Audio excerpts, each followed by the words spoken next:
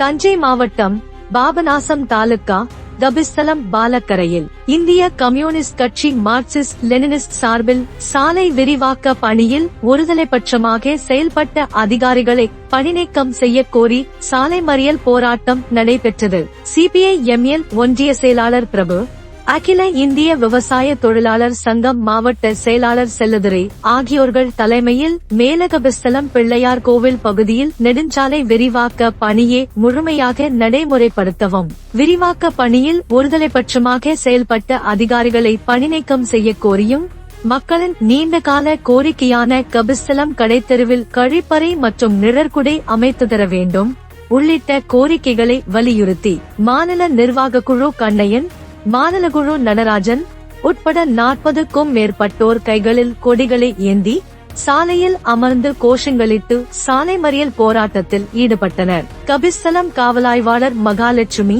சிறப்பு உதவி ஆய்வாளர்கள் அன்பு நம்பியார் உட்பட காவலர்கள் சாலை மறியலில் ஈடுபட்டவர்களை கைது செய்து தனியார் திருமண மண்டபத்தில் தங்க வைத்தனர்.